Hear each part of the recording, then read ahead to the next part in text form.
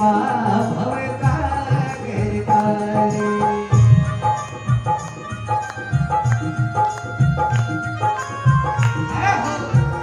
राम के नाम का गुणगान मेरे साथ में ताली के साथ करिएगा। जय हो ताल के साथ। क्या बात है। जय हो। और बालकनी और बॉक्स में जो लोग नीचे भी बैठे ऊपर बैठे सभी राममय हो गए मेरे साथ में।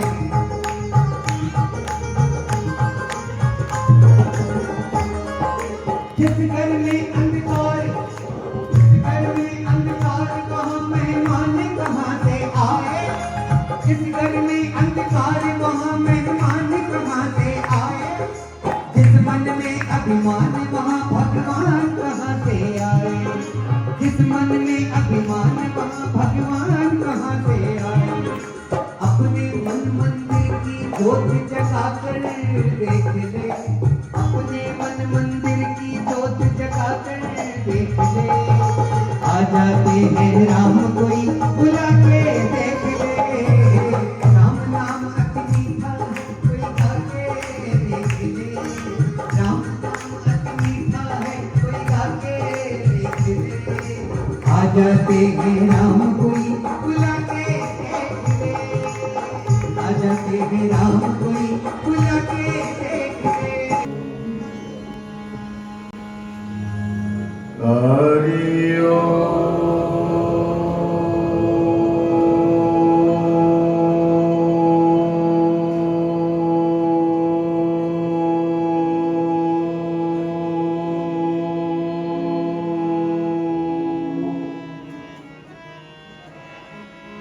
चैतन्यं शाश्वतं शान्तं वयोमातीतं निरञ्जनं नादबिन्दुकलातीतं तस्मै श्रीगुरुवे नमः।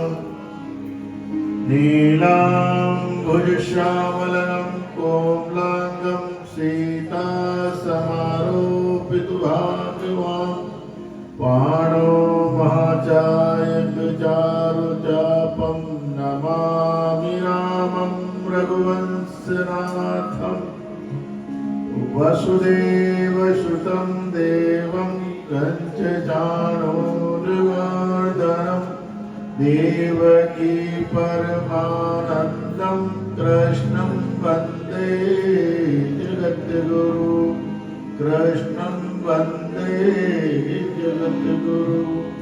प्रेम से बोलिए सच्चिदानंद भगवान की। सतगुरुदेव महाराज की। कृष्ण बलदेव की। राजा रामचंद्र महाराज की। गौ माता की। गंगा गीता गायत्री गौ माता की। दिव्य आत्मा की। स्वर्गवासी आत्मा की। उमापति महादेव की। सत्य सनातन धर्म की। बोलो रे बेलिया इमरत वाणी हर हर महादेव। हर हर महादेव। बम बम भोले। आइए 2 मिनट वाणी को पवित्र करने के लिए सभी लोग भगवान नाम लेते हैं बड़े भाव से और प्रेम से। कृष्ण जिनका नाम है गोकुल जिनका धाम है। कृष्ण जिनका नाम है गोकुल जिनका धाम है। कृष्ण जिनका नाम है गोकुल जिनका धाम है। कृष्ण जिनका नाम है गोकुल जिनका धाम है। ऐसे श्री भगवान को बारंबार प्रणाम है। ऐसे श्री भगवान को बार-बार प्रणाम है। ऐसे श्री भगवान को बारंबार प्रणाम है। ऐसे श्री भगवान को बारंबार प्रणाम है।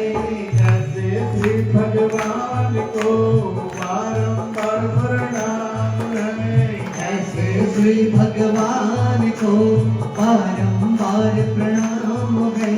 जसमत जिनकी मैया है, नंद जिनके बप्पा है। जसमत जिनकी मैया है, नंद जिनके बप्पा है। जसमत जिनकी मैया है, नंद जिनके बप्पा है। जसमत जिनकी मैया है, नंद जिनके बप्पा है। ऐसे श्री भगवान को बारंबार प्रणाम है। ऐसे श्री भगवान को बारंबार प्रणाम है। ऐसे श्री भगवान को बारंबार प्रणाम है। ऐसे श्री भगवान को बारंबार प्रणाम है। ऐसे श्री भगवान को बारंबार प्रणाम है। ऐसे श्री भगवान को बारंबार प्रणाम है। अर्चनीय वंदनीय प्रातः स्मरणीय जगत नियंता की चरण शरण में विराजमान अखिल ब्रह्मांड नायक प्रभु परमात्मा सदगुरुदेव एवं जगत जननी गौ माता के चरणारविंदों में शाश्वत दंडवत प्रणाम करते हुए आज इस सभा में हमारे सुमधुर वाद्य बजाने वाले और गायक कुलदीप जी ओझा साहब और इनकी पूरी टीम और इधर भक्तिमयी करुणामयी जगदम्बा अम्बा अम्बालिका भवानी के स्वरूप में मेरी माताएं बहने एवं जगत पिता ब्रह्मा के स्वरूप में सज्जनों बंधुओं एवं भाइयों ब्रह्मांड में होनहार तारों की तरह टिमटिमाते हुए बालक बालिकाएं। वैसे हम और आप जहां जिस दिव्य आत्मा के लिए एकत्रित हुए हैं, वैसे ये सौभाग्य की बात है, क्योंकि हमारे जो दिव्य माता श्री पूरी उम्र पाकर अपने पूरे सपनों को साकार करके धाम पधारी। तो हमारे यहाँ सनातन संस्कृति में ये कहा भी जाता है, जो सोने की सीढ़ी चढ़े हुए होते हैं वो तो साक्षात देव लोक को प्राप्त होते हैं, क्योंकि यह दिव्य लोक से ही जाते हैं। तो ऐसे पुण्य आत्मा माता श्री के चरणों में प्रणाम करते हुए कि हम सब माता जी के आज 12वें का जागरण है, हाँ 11वां 12वां, कल गंगा प्रसादी है। माता जी की बहुत कृपा हम पर भी रही। सेठ साहब जैसे हमारे मांगीलाल जी मामोसा, वो विशेष रूप से हमको भी गौ सेवा में उन्हीं ने डाला।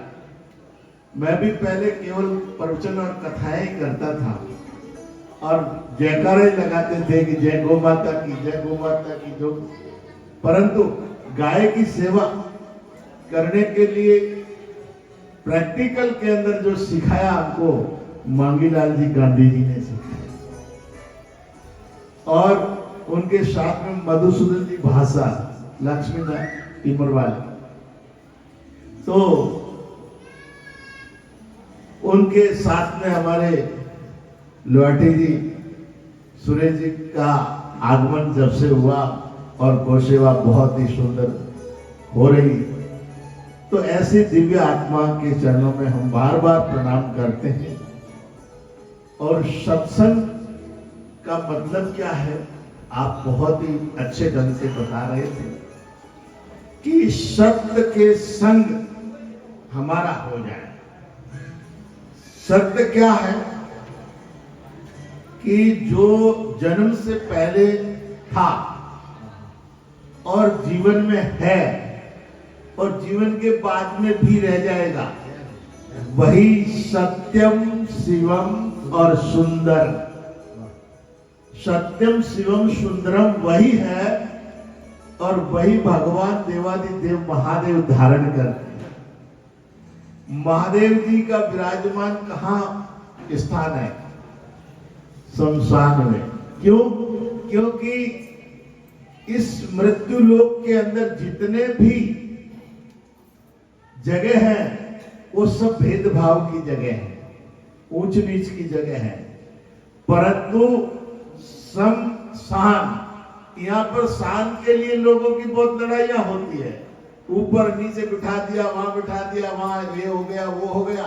परंतु वहां जब राम नाम सत्य है, सत्य बोलो गत्य है, सब लोग वहां जाते हैं, शमशान में प्रवेश करते हैं, तो चाहे राजा हो, चाहे रंक हो, चाहे फकीर हो, उन सब को एक ही स्थान पे सुलाया जाता है और एक ही अग्नि दी जाती है।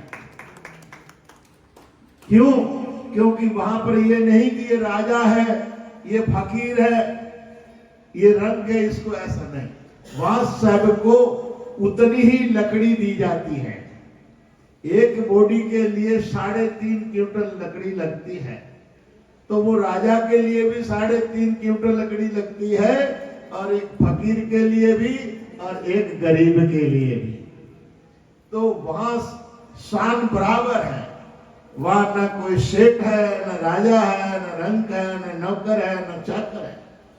तो ऐसे परमात्मा के घर भी संसार में देखने के लिए तो सबकी शान बराबर शमशान में है। ठीक उसका उदाहरण परमात्मा का घर, जहां से हम आए हैं, जिस लोक से आए हैं, वहां से हम केवल मनुष्य बन के आए। क्या बन के आए? मनुष्य।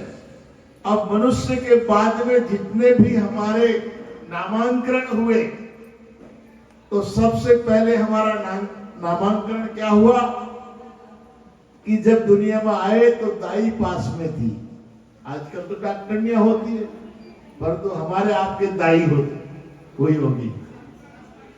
तो दाई ने हमारा नाम रख लिया, क्या? लड़का या लड़की। बस पहला चंद्र हमने लड़के और लड़की का ओढ़ लिया।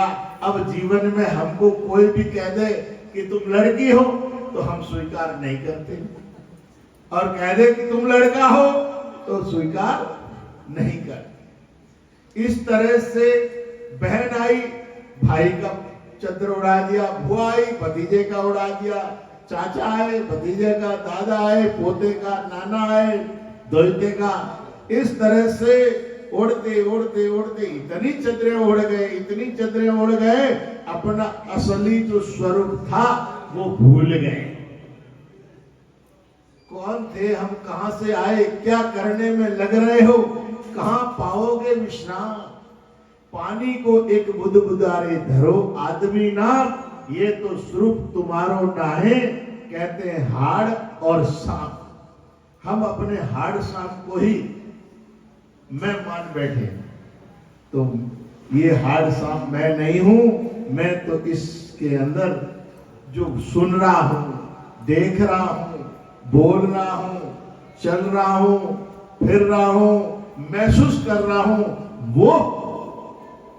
अब वो कौन, क्या नाम है उसका? उसका कोई नाम न रूप न रंग, त्रिगुण से भिन्न, तिसे बुझाए नानका। तो वो सत्य परमात्मा जो है, वो सब घट साइया सुनी सहज न कोई, ता घट की बलियारी जहां घट प्रकट हो गई। सब घट के अंदर वही है। परंतु जो भजन करते हैं, दिव्य आत्मा है, जो तप करते हैं, वो घट के अंदर प्रकट हो जाते हैं। और जिनको प्रकट होते हैं घट में, उनको हम महापुरुष कहते हैं। पुरुष तो सभी है, पुरुष तो सभी है जगत के अंदर, परंतु महान पुरुष वो होता है जिसके घट में परमात्मा प्रकट हो जाता है। उस परमात्मा की अनुभव कृपा हो जाती है, और जो कृपा का पात्र हो जाता है वो महान पुरुष हो गया। और जो महान पुरुष है उसको हम महान आत्मा कहते हैं। जैसे एक होता है आत्मा, आत्मा सभी है, जैसे पुरुष सभी है, परंतु महान पुरुष विरल है। ऐसे दिव्य आत्मा तो सभी घट में है, सभी घट में आत्मा है, परंतु जिस घट के अंदर वो उजाला हो गया है, वो प्रकाश हो गया है, वो जन्मांतर का अंधेरा मिट गया है, वह महान आत्मा, उसको हम कहते हैं महात्मा। इसीलिए हम कहते हैं वो महात्मा। महात्मा कैसे? महात्मा कोई आसमान से नहीं टपकता, महापुरुष कोई आसमान से नहीं टपकता, ये हमारे अंदर से ही प्रकट होता है। हर चीप में मोती नहीं होता, हर चीप में मोती नहीं निपसता, और हर केले में कपूर नहीं निपसता, हर सर्प के अंदर मणि नहीं होती। क्यों? क्योंकि वो समय, वो परिस्थिति और वह जब होता है परमात्मा की कृपा, तब केले में कपूर प्रकट होता है और चीप में मोती होता है और सांप के अंदर मणि होती है। ये अनुभव करता है। तो इसीलिए भगवान जिस पर कृपा कर दे, जैसे आपने बताया कि द्रौपदी ने जब तक दांत के तले साड़ी को दबाए रखा, तब तक भगवान नहीं आए। क्यों नहीं आए? द्रौपदी को अहंकार था कि मेरे पास पति है और मेरे तो कृष्ण सखा है, मेरे को कौन नंगा होने देगा। परंतु भगवान ने भी कहा कि तेरे अहंकार का आज पता चलेगा। जो द्रौपदी ने 500 पतियों के सामने देखा तो गर्दन नीचे पाई। जब कोई सहारा नहीं मिला, तब द्रौपदी ने कहा, हे द्वारका के नाथ, मेरी इज्जत बचाओ, अब तो तुम्हारी इज्जत जा रही है। तब तक आधी नंगी हो गई थी। तो लोगों ने पूछा कि जब भगवान को समर्पण हो गई तो फिर आधी नंगी क्यों होने दिया भगवान ने? बिल्कुल नहीं होने देते। तो भगवान से पूछा गया द्रौपदी ने कि मेरे को इतना नंगा होने पर आए हो तो पहले ही आ जाते।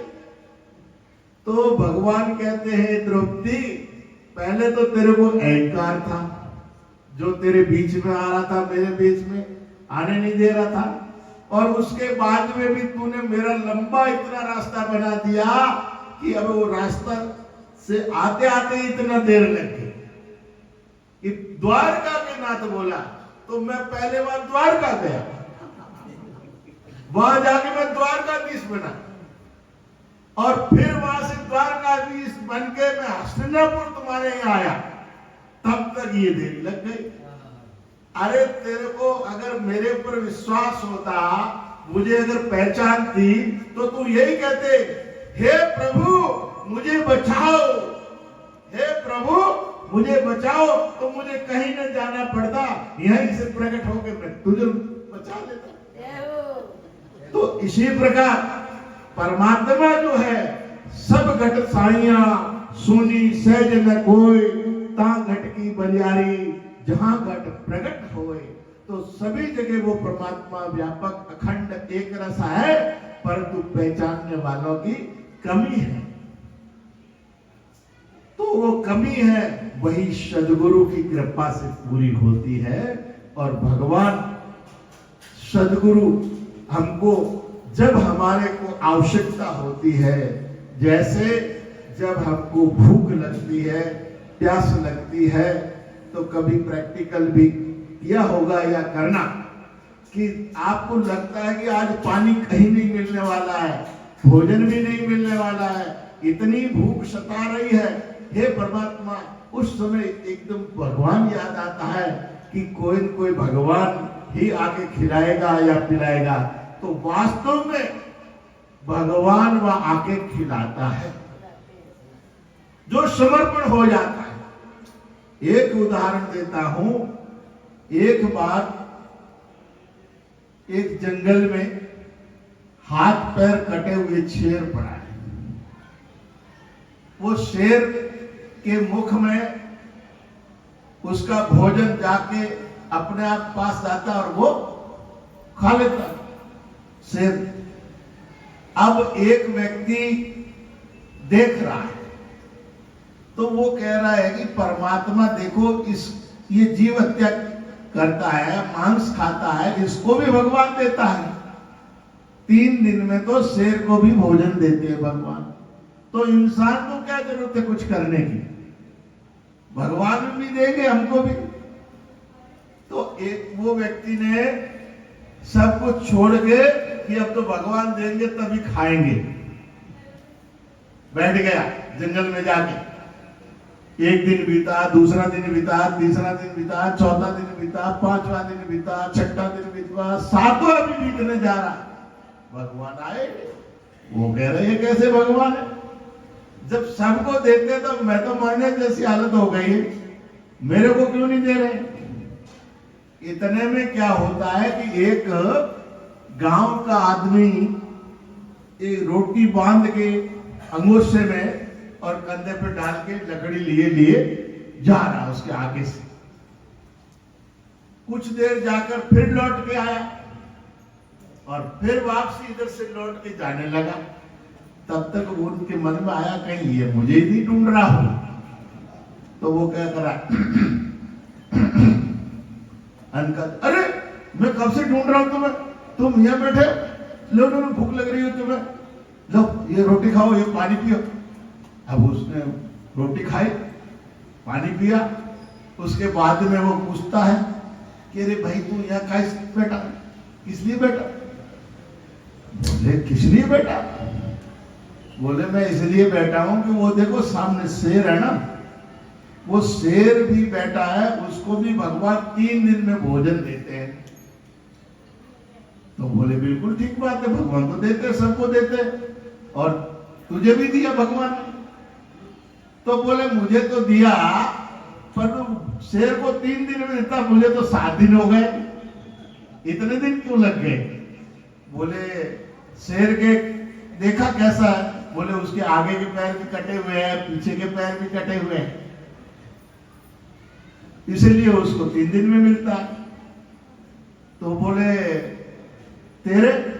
बोले मेरे तो हाथ भी है पैर भी है। तो बोले कमा और खा, जब तेरे हाथ पैर है तो कमा के क्यों नहीं खाता? तो बोले भगवान देने वाला है ना। तो बोले भगवान तो देगा, ऐसा कर तू अपने हाथ कटवा दे, पैर कटवा, शेर की तरह बन जा तो तेरे को भी मिलेगा। बोले हाथ पांव तो नहीं कटवाऊंगा। तो खड़ा हो जाता, काम कर, कमा के खा। तो ठीक इसी प्रकार हम लोग परमात्मा को समर्पण का ढोंग तो करते हैं, परंतु समर्पण नहीं होते हैं, तब तक भगवान हमारी रक्षा नहीं करते हैं। और जब हम समर्पण हो जाते हैं, शरणागत हो जाते हैं, अहंकार छोड़ देते हैं, तो परमात्मा हमारे साथ है, संग है और हमेशा है।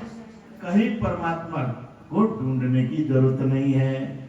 जहां बैठे हो वही परमात्मा है, जो देख रहे हो वही परमात्मा है, जो सुन रहे हो वही परमात्मा है।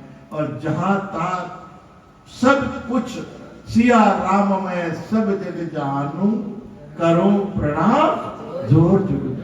ये जितने भी सीता के स्वरूप में माताएं बहनें, ये सब सीता का स्वरूप है, और पुरुष वर्ग सभी भगवान श्री राम का स्वरूप है। बस ये समझ के आप प्रणाम करिए। ठाकुर मंदिर में नहीं है, तुम्हारे घर में लड्डू गोपाल घूमते ठुमके ठुमके ठुमके ठुमके। कभी उसने ठाकुर समझा आपने? घर में साक्षात सीता आदिशक्ति जगदम्बा भवानी पार्वती विराजमान है, परंतु मंदिर में देवी की पूजा के लिए जाएंगे और घर वाली देवी परेशान है। और ठाकुर जी की पूजा करने के लिए मंदिर में जाती है मेरी माताएं बहनें, परंतु घर वाले ठाकुर विष्णु परमात्मा कह रहे लेट हो रहे हैं, ऑफिस जाना है, परंतु नाश्ता नहीं मिल रहा। क्या करें? क्योंकि वो ठाकुर परमात्मा नहीं पहचाना। तो इसीलिए जब हम उस ठाकुर को पहचान लेंगे तो कहीं जाने की जरूरत नहीं है। नामदेव ने उस कुत्ते में पहचाना। जर्रे जर्रे में झांकी है भगवान की, किसी सूझ वाली आंख ने पहचान की। जर्रे जर्रे में है झांकी भगवान की, किसी सूझ वाली आंख ने पहचान की।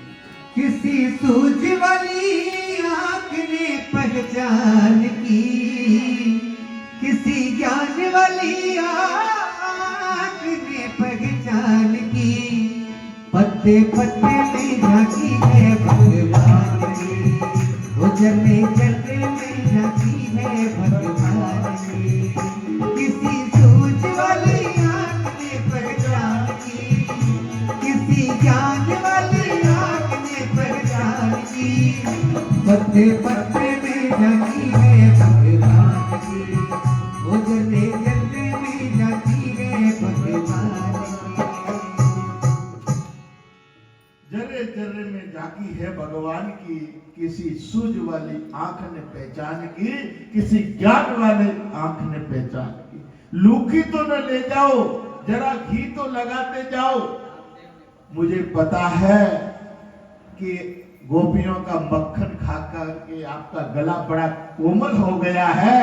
ये नामदेव ने पकाई रोटी मोटी है और लूकी है, गले में खरोच हो जाएगी, खरोच आ जाएगी। प्रभु जरा रुको, जरा रुको, मैं घी लेके आता हूं और घी लगा के खाओ।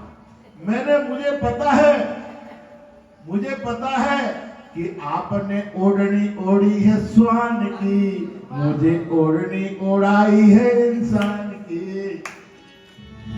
नामदेव ने पकाई रोटी कुत्ते ने उठाई, नामदेव ने पकाई रोटी कुत्ते ने उठाई। पीछे घी का कटोरा लिए जा रहे, पीछे घी का कटोरा लिए जा रहे। बोले लूकी तो न खाओ, थोड़ा घी भी लेते जाओ। बोले लूकी तो न खाओ, थोड़ा घी भी लेते जाओ। मुख अपना क्यों मुझसे छुपा रहे, मुख अपना क्यों मुझसे छुपा रहे। मुख अपना क्यों मुझसे छुपा रहे। मेरा मेरा एक नूर, मेरे काहे को हुजूर। मेरा एक नूर, मेरे काहे को हुजूर। तूने शक्ल बनाई है स्वान की, तूने शक्ल बनाई है स्वान की। मुझे ओढ़नी ओढ़ाती इंसान की, मुझे ओढ़नी ओढ़ाती इंसान की। किसी सूझ वाली आंख ने पहचान की, किसी ज्ञान वाली आंख ने पहचान की।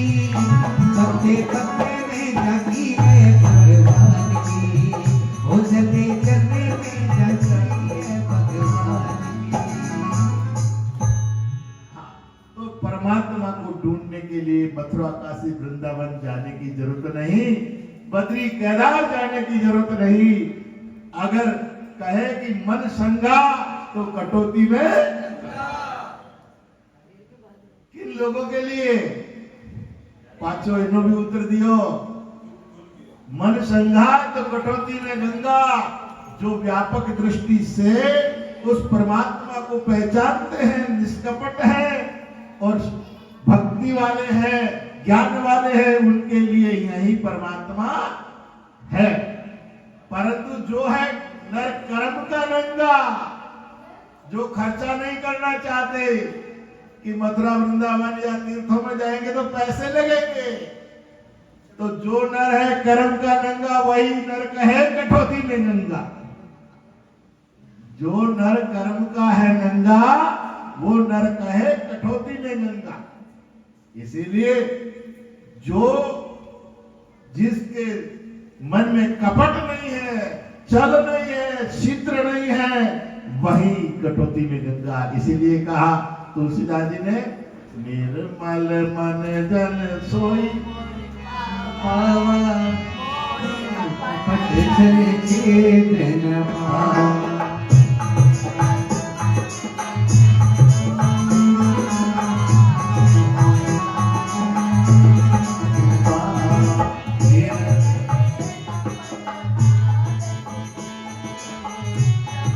निर्मल मन जन सोई मोए पावा, चल छिद्र कपट नहीं पावा। यानी जिसके हृदय में सल है, छिद्र है, कपट है, उसको कभी परमात्मा के दर्शन नहीं होते हैं। तो परमात्मा के दर्शन किसको होते हैं? तो कहते हैं कि जिसका निर्मल, जिसके हृदय में कोई विकार नहीं है, किसी तरह क्या कपट नहीं है, छल नहीं है, चलावा नहीं है, और वो केवल गंगा जल जैसा हृदय पवित्र है, वही, और हृदय नवनीत समाना, यानी मक्खन जैसे, नवनीत कहते हैं मक्खन को, जो मक्खन जैसा पवित्र हृदय, मक्खन को कोई भी हवा लगती है कलर चेंज हो जाता है। नहीं तो मक्खन का कलर कैसा? एकदम वाइट, एकदम श्वेत, पर उसके ऊपर जैसी हवा चलेगी वैसा कलर बदल जाता है। ऐसे ही हृदय मनुष्य का जो है वो एकदम शुद्ध और पवित्र है, परंतु संसार की जो हवा है, कर्मों की जो हवा है, वो लग जाती है। क्योंकि हमारा हृदय, हम दुनिया में जब आए ना, तो केवल, मैंने क्या बताया, मानव थे, परंतु हमको संग मिला, पापियों का संग मिला तो हम पापात्मा बन गए, दुखियों का संग मिला तो दुखात्मा बन गए, विषयों का संग मिला तो विषयात्मा वाले बन गए, और संतों का संग मिला तो धर्मात्मा बन गए, और धर्मात्मा जब हो गए तो आप स्वयं परमात्मा। जब गुरुओं की शरण में जब गए तो धर्मात्मा हो गए, और धर्मात्माओं का जब संग हुआ तो साक्षात परमात्मा हो गए, और परमात्मा हो गए तो कुछ करने की जरूरत ही नहीं है। वो परमात्मा में जैसे जल में जल समाया, जल के अंदर जल समा जाता है तो कुछ भी शेष नहीं रहता। फिर क्या? मुझ में ओम, तुझ में ओम, सब में ओम समाया है। मुझ में ओम, तुझ में ओम, सभी में ओम समाया है। मुझ में ओम, तुझ में ओम, सब में ओम समाया है।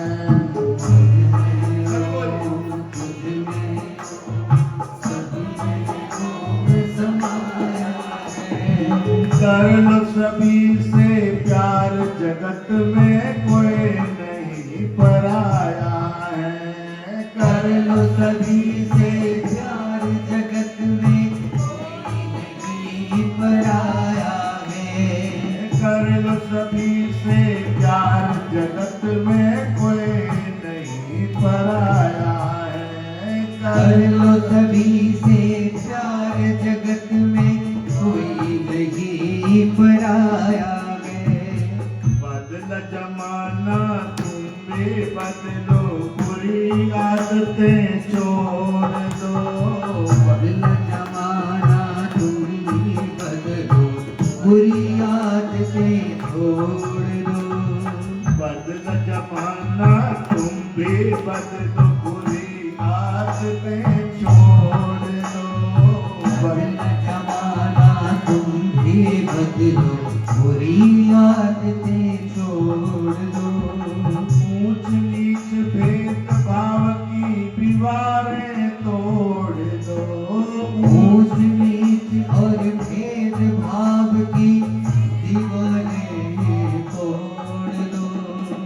कर लो सभी से प्यार, जगत में कोई नहीं पराया है।